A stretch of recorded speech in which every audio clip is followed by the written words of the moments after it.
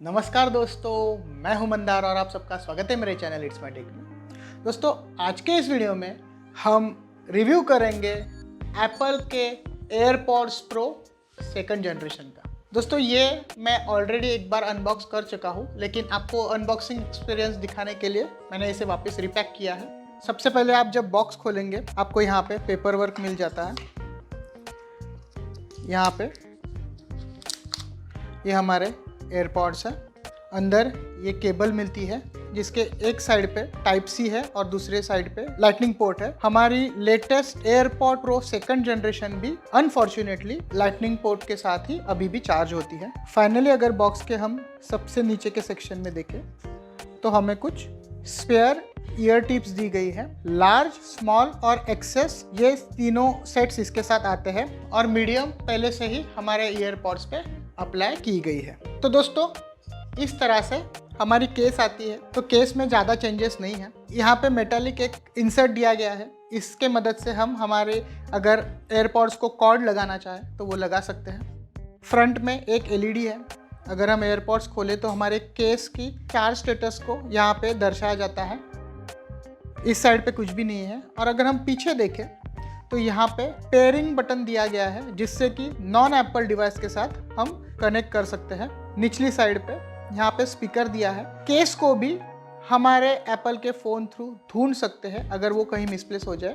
और फाइनली यहाँ पे लाइटनिंग पोर्ट दिया गया है और ये केस वायरलेस तरीके से भी चार्ज होती है। सेकंड जनरेशन ये ना सिर्फ एप्पल लेकिन उसी के साथ एंड्रॉयड डिवाइसेस के साथ भी सपोर्टेड है। लेकिन अगर आपको फुल 100% इसकी फीचर्स इस्तेमाल करनी है तो आपको एप्पल डिवाइसेस का ही इस्तेमाल करना पड़ेगा। एयरपॉड्स प्रो होने की वजह से फर्स्ट जनरेशन जैसे ही हमें यहाँ पे रबराइज्ड टिप दी गई है जिससे कि हमारी फिट काफ़ी अच्छी हो जाती है। ये जो स्टेम है इसको नीचे ये सरफेस दिया गया है, ये टच सेंसिटिव है। इससे हम कई अलग अलग फंक्शंस कर सकते हैं। यहाँ पे और ऊपर की तरफ ये मैश दी गई है और इन्हीं मैश के नीचे एक्सटर्नल माइक्स भी दिए गए हैं जो नॉइस कैंसलेशन और पास थ्रू ऑडियो के लिए काम में लाए जाते हैं। ये जो ब्लैक कलर की यहाँ पे आपको सेंसर दिख रही है ये इन ईयर डिटेक्शन के लिए काम में आती है। हमारे सेकंड जनरेशन में जो एक डिफरेंस है वो ये ऊपर दिया गया माइक्रोफोन इंसर्ट है। सेकंड जनरेशन में और एक चेंज है वो इसकी वॉइस क्वालिटी में है।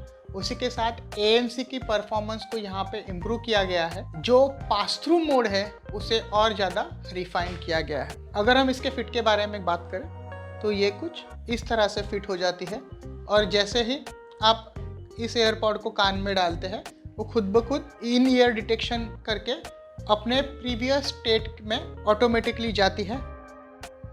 तो जैसे ही मैं सेकंड ईयरबड को पहनता हूँ ANC चालू हो जाता है। अगर आप सिर्फ एक ईयरबड यूज़ करें तो ANC चालू नहीं होता है क्योंकि वो कोई सेंस भी नहीं बनता है। तो इसकी इस तरह से कुछ फिट है और अगर मैं मेरा सिर हिलाऊं भी तो भी ये आप देख सकते हैं गिरती नहीं है। रबराइज टिप होने के वजह से फिट और एनहांस हो जाती है और इन ईयर भी आप देख सकते हैं ये काफ़ी अच्छी तरह से बैठती है। स्टेम को छोटा इधर ज़रूर किया गया है। जैसे मैंने पहले आपको कहा ये जो स्ट्रिप है ये दोनों साइड पे दी गई है। इससे आप अलग अलग फंक्शंस को डिफाइन कर सकते हैं। मेनली वॉल्यूम अप डाउन के लिए आप इन्हें इस्तेमाल कर सकते हैं। और अगर आपने इसे ज़्यादा देर के लिए पिंच करके रखा तो आप ANC या पास थ्रू मोड में चेंज कर सकते हैं। तो अभी एक डिस्टिंक्ट बीप आती है और अब ये ANC से चेंज होकर पास थ्रू मोड में किया है या वाइसा वर्सा आप कर सकते हैं। जो प्रो यूज़र्स है एयरपॉड्स प्रो से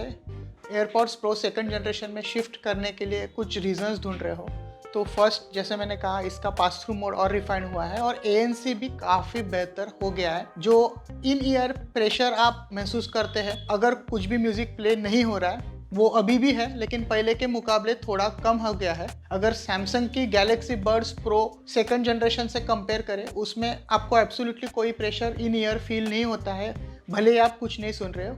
इसमें थोड़ा प्रेशर आपको फील होता ही है। जो इसमें मेन एनहांसमेंट है ये इसकी नई चिप है। इस चिप की वजह से अब हमारे एयरपॉड्स प्रो सेकंड जनरेशन में कई ज़्यादा फंक्शनलिटी आ गई है। अगर मैं पास थ्रू मोड में इसे पहन रहा हूँ पहली सबसे डिस्टिंक्ट चीज़ ये है कि मेरी खुद की आवाज़ भी मुझे 100% नेचुरल ही सुनाई देती है। ये आप कह सकते हो एक जस्ट एनहांसमेंट की तरह वर्क करता है। किसी भी नॉर्मल ह्यूमन पिच को चेंज नहीं किया जाता है, इंक्लूडिंग आपकी वॉइस। मीटिंग्स भी अटेंड कर सकते हो। उसी के साथ आप इसे पास थ्रू मोड में इस तरह से रख के 100% इसे दिन भर वेयर करके रख सकते हो और आपको तकलीफ नहीं होगी। ये कान में होना और न होने में एब्सोल्युटली कोई भी डिफरेंस नहीं है।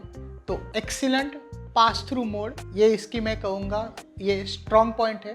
उसी के साथ अगर आप पास थ्रू मोड में हो और अचानक काफ़ी तेज़ अगर आवाज़ आपके बीच में आती है, समझ लीजिए कुछ तो गिर जाता है, कुछ आपके बाजू बाजू में कंस्ट्रक्शन नॉइज़ है जिसकी पिच काफ़ी हाई है, तो ये ऑन द फ्लाई उस नॉइज़ को डिटेक्ट करके उससे सप्रेस करता है। तो जो लाउड नॉइज़ है उसी को सप्रेस किया जाएगा और जो नॉर्मल नॉइजेस है उसको सप्रेस नहीं किया जाएगा। ये भी फंक्शनैलिटी हमें इसके लेटेस्ट H2 चिप की वजह से इसमें मिल रही है। रही बात ANC की, मेरे पर्सनल ओपिनियन में सैमसंग की Buds 2 Pro की ANC इससे बेटर है। लगभग 10-15% का ही डिफरेंस है। उसी के साथ अगर हम साउंड प्रोफाइल की बात करें तो वो भी मुझे सैमसंग की एप्पल एयरपॉड से थोड़ी बेटर लगी। उसकी बेस थोड़ी मैं कहूँगा बेटर है।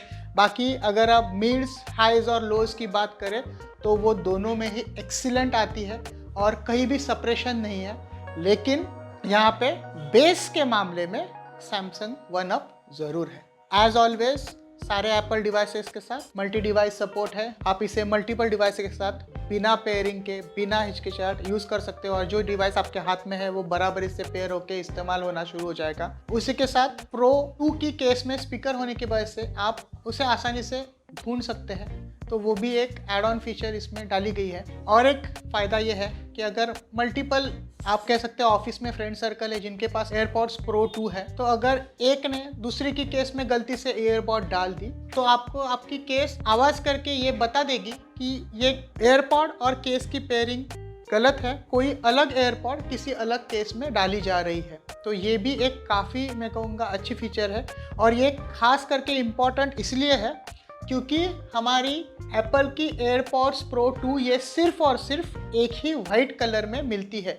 तो मल्टीपल यूज़र्स अगर इसे इस्तेमाल कर रहे हैं और इसके ऊपर की एडिशनल केस नहीं यूज़ कर रहे हैं तो आसानी से एक दूसरे के साथ ये इंटरचेंज होने के चांसेस ज़्यादा है। अगर हम इसकी बाकी फीचर्स की बात करें तो ये IPX4 water and dust resistant है, तो लाइट शॉवर, स्वेट से इसको कोई डिफरेंस नहीं पड़ने वाला है। इसकी केस में U1 चिप है। केस में U1 चिप होने की वजह से विदाउट इंटरनेट भी आप इसे फाइंड कर सकते हो। हमारे एयरपॉड्स में H2 चिप होने की वजह से हम दो एयरपॉड्स एक सिंगल आईफोन से कनेक्ट कर सकते हैं और दोनों ही सेम म्यूजिक को भी सुन सकते हैं। तो ये भी एड ऑन फीचर इसमें ज़रूर दी गई है जो प्रीवियसली मिसिंग थी। बैटरी लाइफ की बात करें तो 6 आवर्स आप कह सकते हैं मैक्सिमम है जो आपको डायरेक्टली एयरपॉड्स थ्रू मिलता है, लेकिन ये डिक्रीज होता है। इसे स्पेशल ऑडियो का भी सपोर्ट है, तो अगर आप स्पेशल ऑडियो आपने इनेबल रखा है तो लगभग आधे घंटे से इसकी बैटरी लाइफ कम हो जाती है।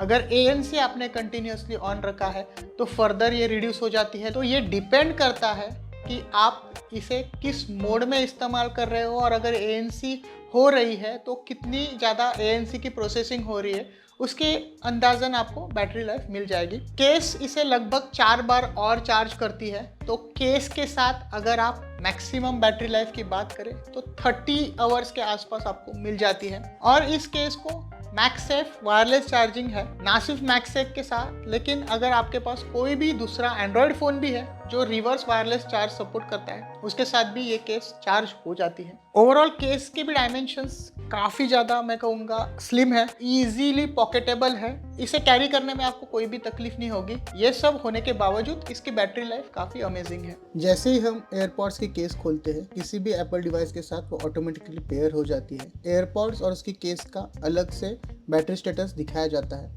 नॉइस कंट्रोल में हम ANC या पास थ्रू में से सिलेक्ट कर सकते हैं। एयरपॉड्स की स्टेम को पिंच करके रखें तो किस मोड पे स्विच होना है उसके लिए हम यहाँ पे सिलेक्शन कर सकते हैं। उसी के साथ अगर हमको वॉइस असिस्टेंट में सिरी चाहिए तो वो भी हम सिलेक्ट कर सकते हैं। यहाँ पे और एक ऑप्शन मेन मेनू में फिट चेक करने के लिए है, जिसमें वो ऑटोमेटिकली साउंड प्ले करके आपके एयरपॉड्स की फिट को टेस्ट करता है। अगर प्रॉपर फिट नहीं है तो आप ईयर टिप्स चेंज कर सकते हैं।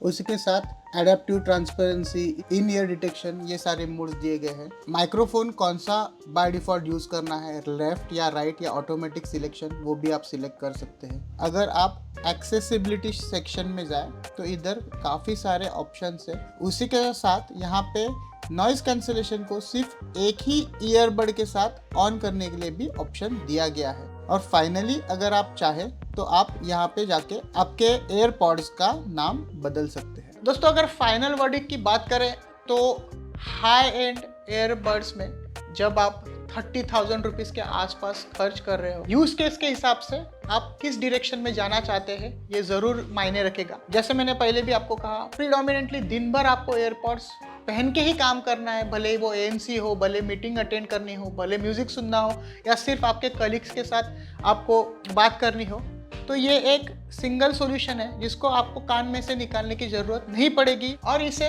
पहन के भी आप आपका पूरा दिन का काम कर सकते हैं कंफर्टेबली। जो लोग एप्पल इकोसिस्टम में है उनके लिए नो डाउट ये अकेला एक लौता ऑप्शन है। 30,000 के आसपास के प्राइस टैग को ये एड ऑन H2 चिप की वजह से फीचर्स से जस्टिफाई करता है, ऐसे हम कह सकते हैं एप्पल स्टैंडर्ड से। लेकिन अगर आप सिर्फ ANC या साउंड क्वालिटी के लिए इन्हें खरीद रहे हैं तो सैमसंग की गैलेक्सी बड्स 2 प्रो ये एक बेटर ऑप्शन है, एटलीस्ट मेरे हिसाब से, क्योंकि मुझे उसकी ANC और साउंड प्रोफाइल ये दोनों ही इससे बेटर लगी। उसका भी मैंने एक डिटेल वीडियो और उसी के साथ उसके प्रीवियस जनरेशन की कंपैरिजन यहाँ ऊपर दी गई लिंक के वीडियो में की है। अगर आप ज़्यादा उसके बारे में नॉलेज चाहते हो तो उसे आप देख ही सकते हैं। तो मैं आशा करता हूँ कि आपको आज का वीडियो पसंद आया होगा, आपने इस वीडियो से कुछ सीखा होगा। इस वीडियो को लाइक कीजिए, आपके दोस्तों के साथ शेयर कीजिए। अगर आप चैनल पे नए हैं तो चैनल को सब्सक्राइब ज़रूर करें और मेरी अगली वीडियो मिस ना करने के लिए नोटिफिकेशन बेल आइकॉन भी ज़रूर दबाएं। तो अगली बार फिर मिलेंगे एक नए वीडियो के साथ।